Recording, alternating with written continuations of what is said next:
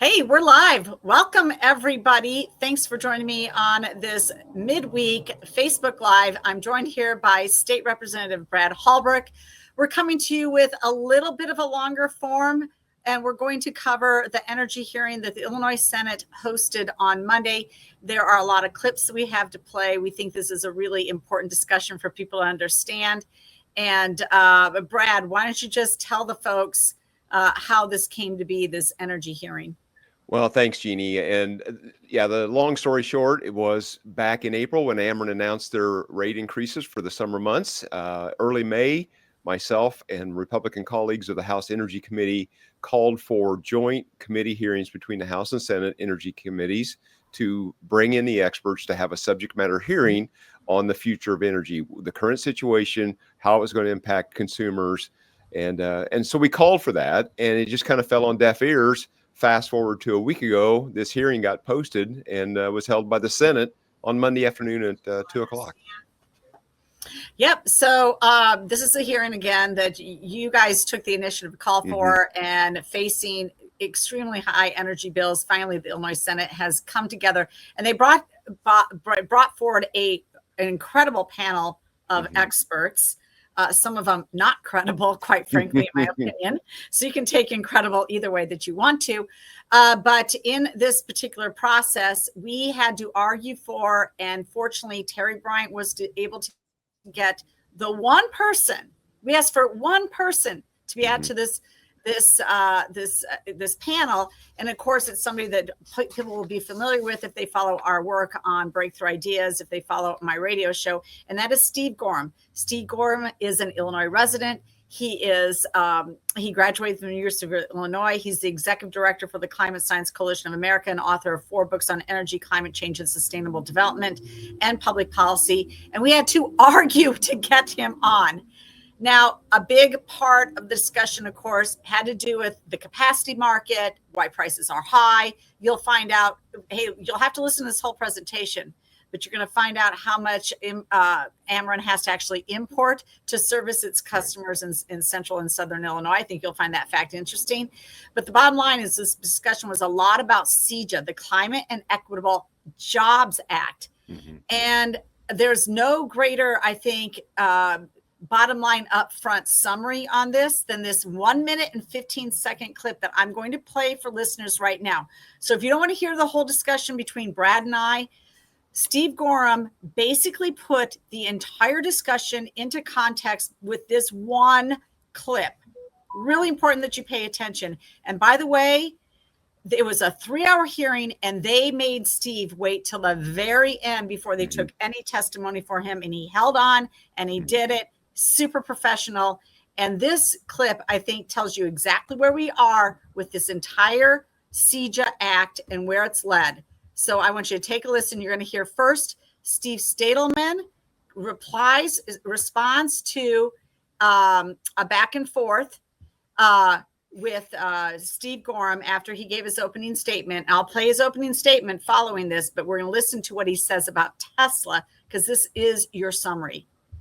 Take a listen. Okay, we're going to add him to the stage. We're going to add that. Hold on here. Let's go.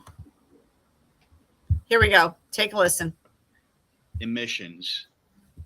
Many other countries are taking advantage of the growth in jobs and economic development with clean power, clean energy sources, and generation.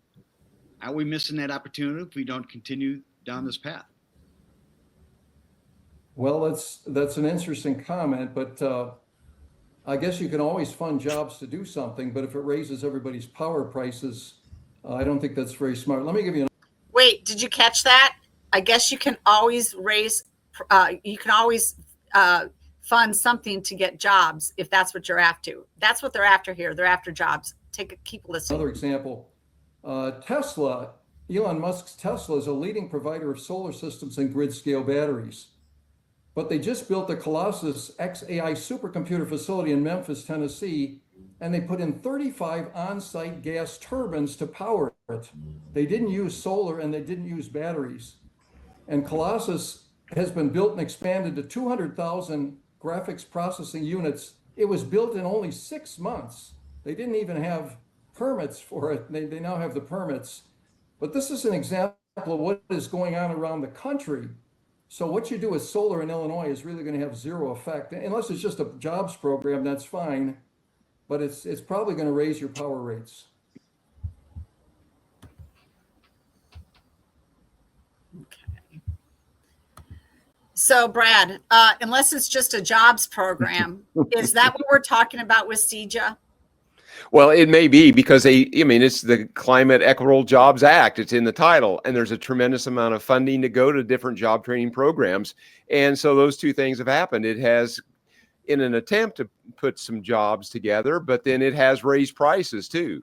So Mr. Gorham hits the nail on the head in this clip, in that answer to the senator.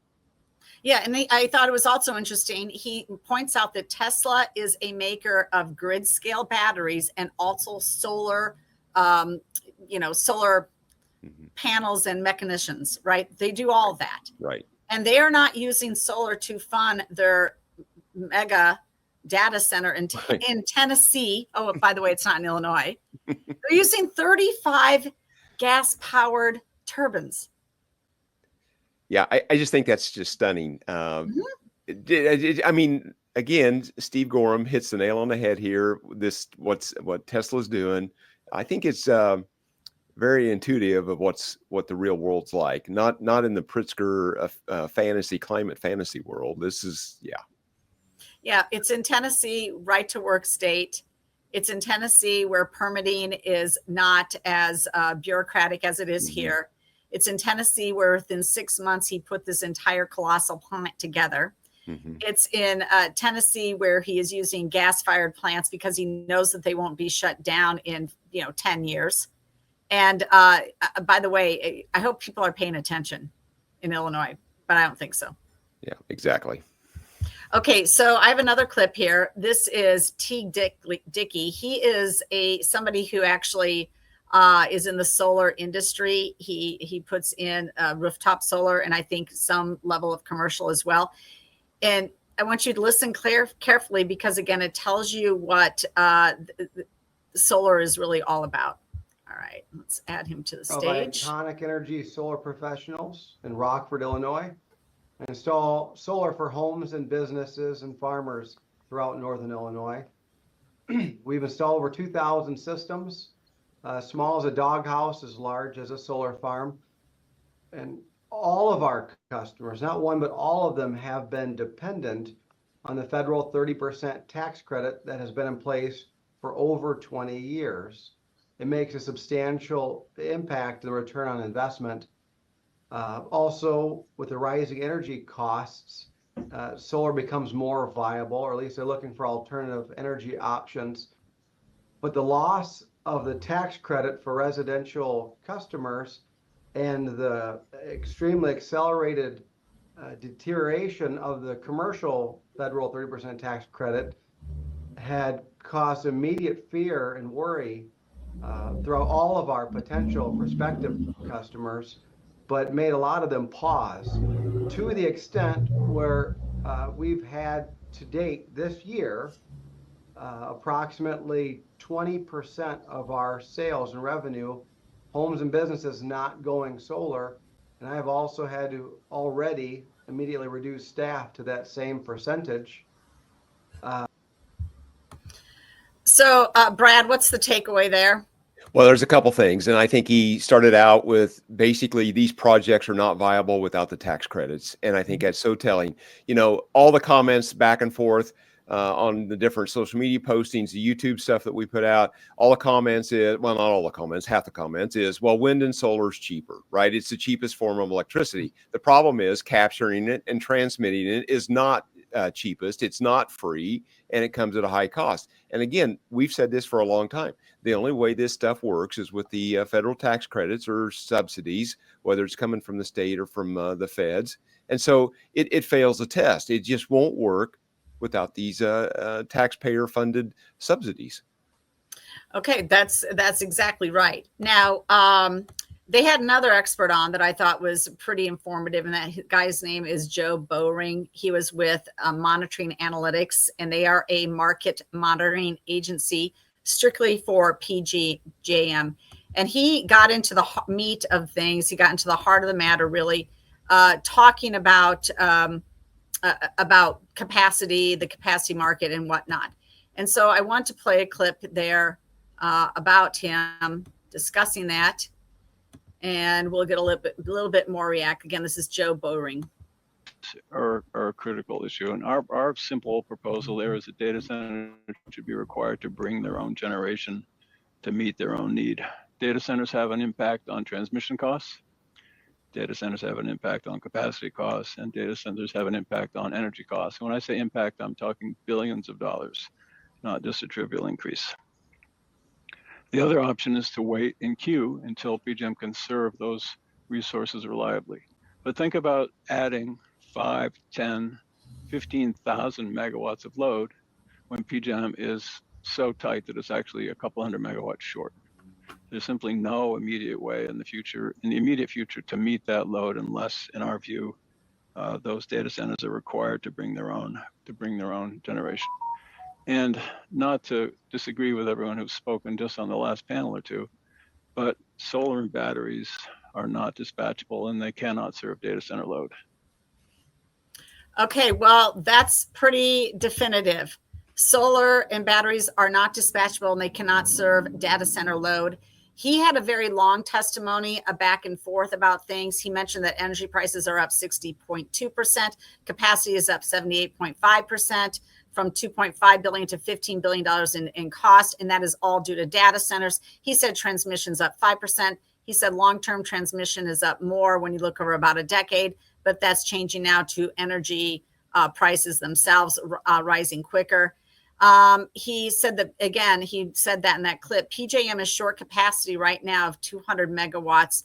That he said that's not a lot, but it's a warning sign. Well, what do we know about data centers in the state of Illinois? Well, there's a tremendous amount of data centers that are being built and considered or are already built and on the agenda to be built. I think this minute or minute and a half clip of his was just loaded with more truth, and a lot of people want to be able to handle the idea that PJM is maybe already short some energy. I think this idea that everybody's telling these data centers to bring their own power. What happens if it is a manufacturing facility? Are the officials going to tell these manufacturers to bring their own power? What's that going to be about, and how's that going to work? But I think as he closed out, the thing that was kind of most telling, and you touched on this right from the start of your reply, your comment, was this idea that solar and battery is not reliable. It's not dispatchable. They need 5 nines, he called it, 99.999% reliability. And you'll only get that from coal. And he didn't say coal, natural gas, or nuclear, but that's the dispatchable energy that he was alluding to. And I think that's very telling as he closed out his testimony in that clip. Yeah, no, good point. He did. He said, you need darn near 100% reliability to run a data center. Now, a lot of people think that, well, PJM has a lot of capacity, a lot of supply. Illinois is certainly and he mentioned this in his comments, although I did not pull the clip. He did mention that Illinois is a net exporter of energy. That's not necessarily true in Ameren.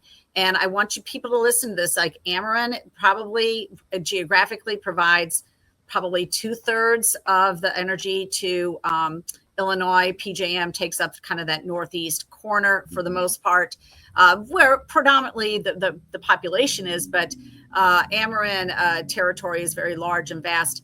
And when we look at the power, because we have to deal with 2 grid operators, we need to be concerned about both. Ameren prices have spiked tremendously, much more than PJM, because PJM has automatic governors on the pricing right now, but that can all change. This is Matt Tomek. He's with Ameren, and here's what he had to say about their power supply. And you'll have to listen carefully, audience, to what he says, and then Brad and I will weigh in in case you missed some of the salient points he makes. Illinois. Oops. I talked to my team the other day. 80% of our power needs are met through importation into our zone at this point in time. And I think, Senator, a lot of that is driven, by retirements of facilities that we've seen in recent years, a lot of older generating units, fossil fuel predominantly, downstate Southern Illinois. was a coal producing part of the country, right? And so as those plants have retired, you've seen a gap emerge and some tight supply situation emerge. Now, investments made to the transmission system. Okay, so Brad, again, what should have people picked up on that they may have missed in that clip? Yeah, so I think that right off the start, the 80% importation. Jeannie, we talked about this 4 years ago in the summer of 2021 while CEJA was being debated. They didn't get it past that spring. We went on an energy tour and we predicted that rates would go up, that facilities would close, we would lose jobs, we would import less clean energy into the state of Illinois. And all that's happened, and he's just confirmed that now. 4 years later, he confirmed that we're importing 80% of the energy into the Ameren area. And so I think that's a huge disservice. I think the other party talked about, these premature closing of these coal-fired plants in central and southern Illinois. We're sitting, there's coal plants 45 minutes from my home, about any direction you want to go, I guess west and south and southeast. There's coal-fired facilities that if they haven't been shut down, they will be shut down within the next year. And, of course, the government or the governor and other officials say, well, they're just not equally, it's an economic decision. They've chose not to continue to remain in business. Well, there's been all these air quality standards that have been put on these facilities over the last 3 and 4 decades. There's always ongoing maintenance that you have to continue to upgrade and do different things to keep them operational.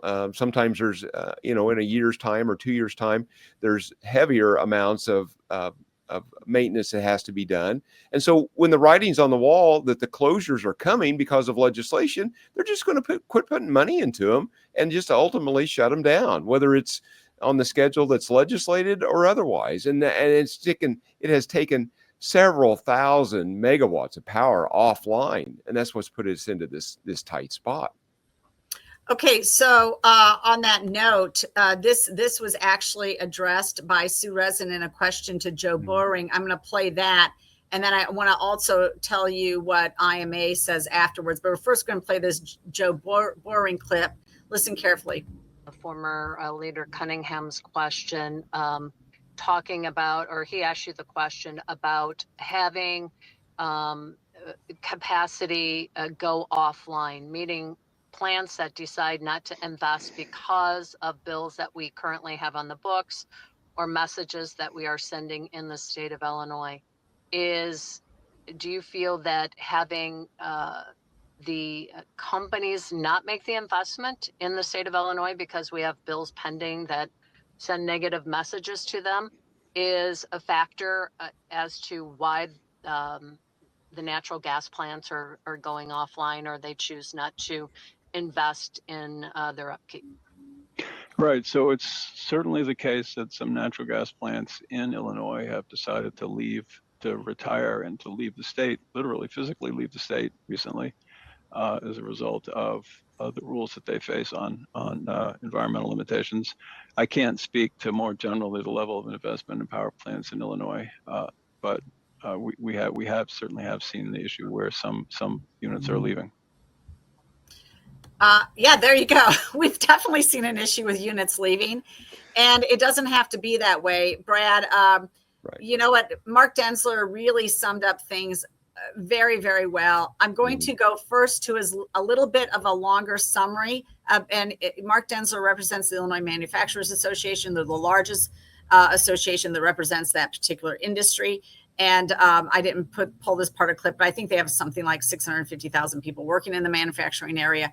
And so they have a huge footprint when it comes to the electrical grid and their usage. So listen carefully to this. There's a lot of nuggets. He goes by it very fast, but if you listen carefully, you'll figure out where he's going. And then we're going to tell you what he says we should be doing, because CEJA does have a way out of all of this if the legislature would act.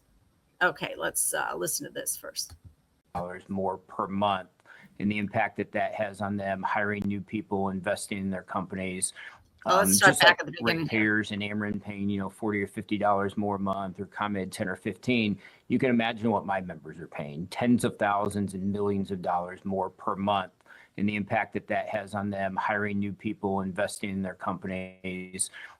Just like Illinois families, businesses rely on safe, reliable, and affordable energy. I would say the best economic development act that Illinois has taken in 40 years was deregulation back in 1997. But slowly we've kind of re-regulated the market. State policy, in some cases federal policy, that requires the purchase of certain energy regardless of cost. We believe we need a competitive market and an all of the above approach. As you've heard other people say today, we're kind of at a tipping point on energy. It's not unique to Illinois. It's across the United States, and quite frankly, it's across the world. After a relatively flat period of energy usage, as you've heard others say, demand has grown significantly because of things like data centers and AI and quantum and increased manufacturing. And Econ 101 tells you when there's high demand and low supply, costs increase. I was at a conference with Constellation last fall, and one of the facts they pointed out is the last 2 years, we put an energy user the size of Japan on the global marketplace each of the last 2 years when you think about that. We had concerns when CEJA passed a couple years ago about the forced closure of baseload generation like clean coal and gas and cogeneration at a date certain when we didn't think that we had the backup in place, the renewable energy or other things to ensure a smooth transition for a cleaner future. And unfortunately today, businesses and families are paying significantly high. I'm not going to. Okay.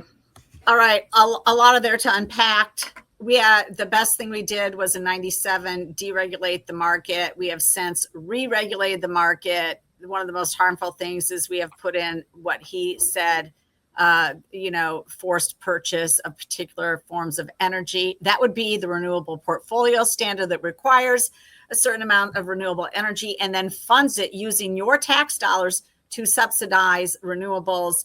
He talked about the need for a competitive market. He talked about all of the above. So they're not opposed to solar. They just want all the above. He talked about they had concerns about CEJA. They did. They slipped in opposition to the CEJA back then. And when he talks about a date certain to shut these down, in another clip, and I'll play that clip shortly, he calls that a political date. Brad? Well, exactly. And he alluded to that about the forced closure. Didn't think we had a plan in place or a backup in place to fulfill the gap. And again, that is playing out in real time right before our very eyes. So he's dead on. Yeah, so he had a solution, which was great because he pointed out some stuff that I think most people were unaware of, and maybe even some of the folks on this panel were unaware of the fact that there is an out in CEJA. And so let's take a listen to that. And to be quickly about it, number one, the CEJA legislation had a clause in there allowing current facilities to continue operating as opposed to these politically set deadlines. We think that sending a message to the market and using that to say we haven't built the renewables, we don't have the infrastructure, sending a message to the market that these plants can continue operating while we move through that transition is important. Secondly, the IMA introduced legislation last year, Senator Resin, Representative Vella, about getting rid of the nuclear moratorium. We're one of only 12 states that still have a moratorium. We obviously allow small modular nuclear right now. So, Brad, is the fact that this is a politically set date and that CEJA allows for an out if the transition to renewables is not ready, has that been talked about at all in your caucus or on the House floor? Yeah, absolutely not. And I think this revelation and in all of this discussion, when he said that Monday about these facilities to continue in place, nobody has talked about that.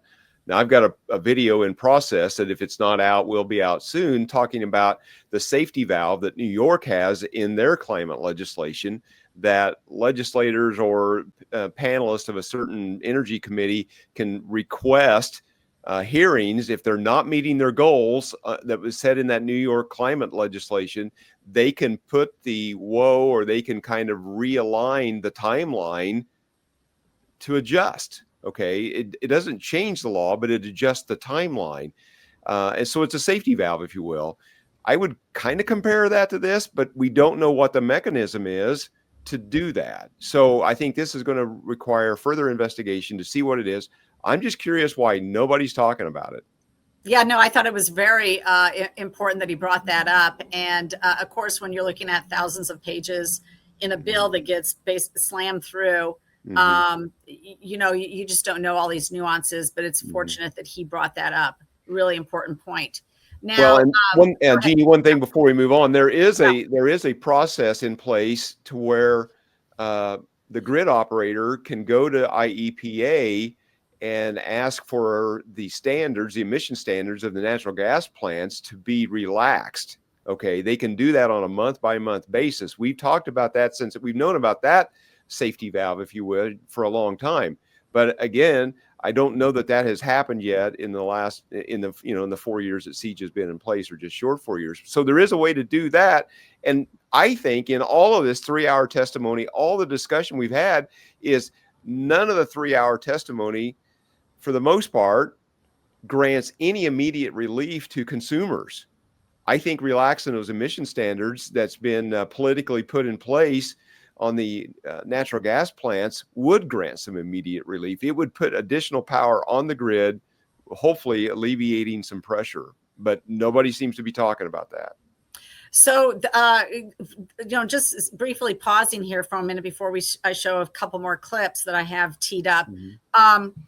I thought the hearing, for the most part, was essentially proving up the progressive environmental cause for renewable energy. That was their attempt to do it.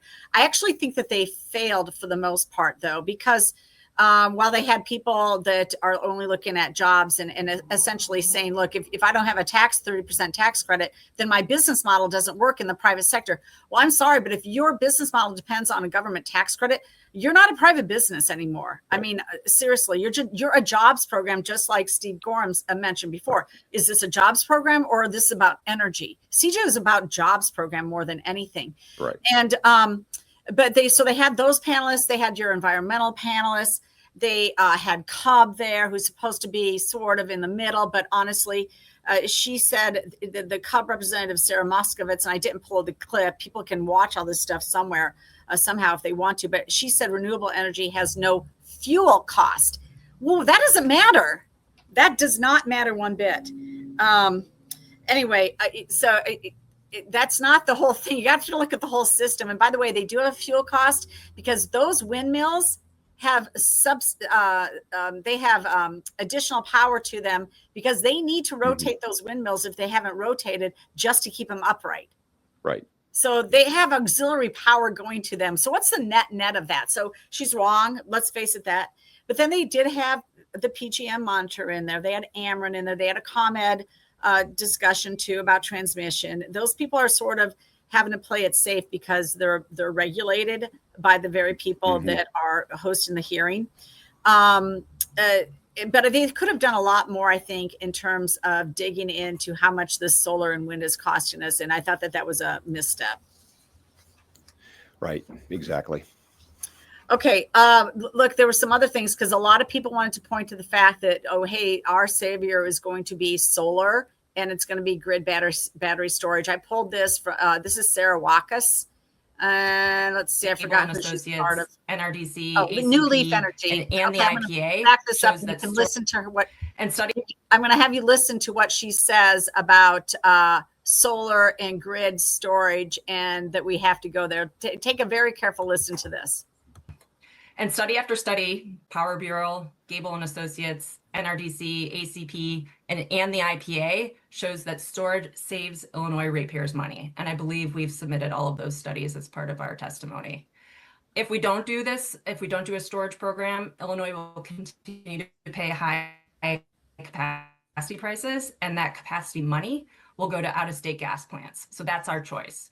If we choose an Illinois storage program, not only will Illinois ratepayers save money by lowering capacity prices, they may even get a credit on their bill. The program is designed to mimic the carbon mitigation credit program, and that program has provided more credits to consumers than costs. Okay, couple things there, Brad. One, she admitted they can't do grid and batteries, then you're going to out-of-state gas plants. All right. Number two, she goes on to say that none of this makes sense without credits. Right. It absolutely doesn't. And one of the senators quizzed her a little bit more about the battery storage, and this is an important discussion about. They always talk about 4-hour batteries, but nobody really ever talks about 24-hour storage and what happens when the wind quits blowing. And she said, well, at night when the sun quits shining, the batteries will just recharge off the grid. I mean, she said this. It's like, okay, and the senator pressed her and said, well, how is that? Well, it's powered from the grid. And she danced around it 2 or 3 times. And then she said, well, the wind blows all night long. Well, yeah, none of that's true. It's powered from the grid using natural gas from out of state and coal plants sitting in Louisiana. Right. In the Ameren territory. This is nuts. But Steve Gorham had a really good summary of all of that about how solar and grid storage is not economical, is not competitive.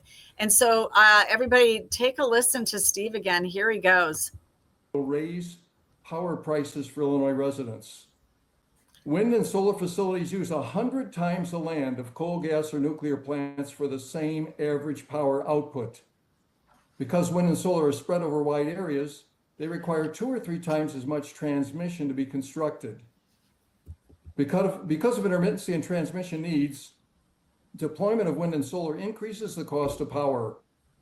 European nations that have built the most wind and solar suffer the highest electricity prices. Denmark and Germany have the highest wind turbine density in the world, but their electricity prices are 3 times the United States price. Commercial scale grid batteries are very expensive. According to the National Renewable Energy Laboratory, batteries to back up intermittent wind and solar systems for just 24 hours cost 10 times as much as the renewable system itself.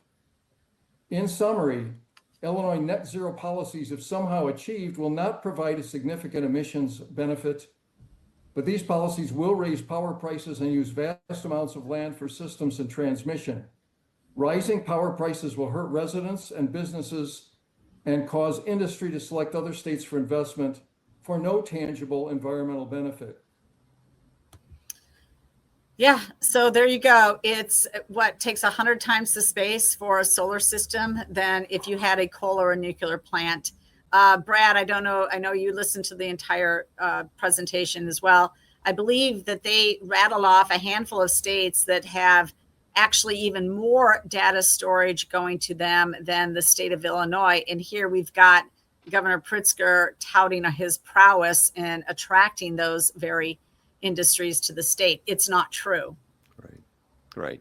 Well, again, Steve continues to give out more truth than a lot of people can handle. I think, if the solar and wind installations are not viable without the 30% tax credit, and then the answer to the problem is battery storage, that's 100 times more expensive than the original installation. How does that all pencil out? And back to the female speaker panelist earlier that you just played, it's like, well, okay, if we do all this stuff, it will make the cost cheaper for consumers. But yet then Mr. Gorham contradicts that and say, look, here's the facts. In all these European countries, I think we could probably almost point to California and some other states, everywhere they've relied heavily on the alternative energies, their costs are 2 and 3 times higher. Yeah, it was also mentioned, and I forgot whose testimony it was. It might have been the Ameren guy, that Texas has the most wind out of any other state, mm-hmm. and they're adding gas plants, and their gas plants will have 3 times the capacity that they currently have in the wind that they're adding. I mean, so the other states know what works for them and which is most economical. Do we think that Texas is dumb when it comes to the economy? I don't think so. Yeah, no, I don't think so. And again, I think the point that Mr. Densler made about deregulation in '97, and now the Illinois General Assembly is re-regulating the energy industry, the electrical industry. And I think that's a thing that we kind of overlook. We've not talked about, hey, I thought we deregulated once, and now all of a sudden we're regulating it back into existence. We're regulating people to tell them what they can use and what they can't use. And I think this is very, very telling about the future where we're at. And I think this is a huge wake-up call. This hearing hopefully will get some people's attention. Okay, well, I'm just going to close it out because Steve Moore's Unleash Prosperity newsletter or email this morning had this today. Wake up, America. We are nearing an electric grid blackout disaster. And he says, and here's the headline, America's power grid is no match for the AI data center boom. And then he goes, how do we avert the crisis? He had 6 things: remove all Biden era obstacles for drilling for natural gas, the cleanest and most efficient power source, stop shutting down efficient and low cost clean coal plants, greenlight the building of nuclear plants, protect and expand the reliability of electric grid system immediately, and renewable energy mandates in many states that disrupt the grid system and double power costs. And number 6, build pipelines and LNG terminals to safely transport gas throughout the country and the world. So that was just from today. Yeah, and I think that's a great piece, and I think it's a short summary. And again, that's a great daily newsletter that comes out, and he hits the nail on the head there on that one. All right. Well, I want to thank you so much for joining me today, Brad. I know we disrupted your day to do this, but I thought it was really important to take this time now while it's still fresh in our memories after watching 3 hours of that testimony to go ahead and tell the rest of the people what's going on about energy in the state of Illinois. Well, this is an important subject, and without a doubt, this is time well spent. We need to talk about this more. Again, I met with a constituent this morning. He showed me his power bill. The kilowatt hour rate went up 35%. You know, whether it's a home that's went up $50, $75 or $100 a month, you know, a farming operation has maybe went up $2,000, $3,000, $4,000, a small business $1,000 or more a month compared to a year ago. All these things are driving costs up. Giving consumers, homeowners, farmers, business people less choice to do with their profits, and squeezing what profit margins they may have. And so we're already beginning to see in Central Illinois, I'm hearing of some small businesses, some restaurants that are beginning to close because the power bills is just putting too much of a squeeze on them. Okay, well, to be continued. We'll be watching carefully and hope that you are too. Thanks so much for joining me again. And that's going to end our live. Thank you.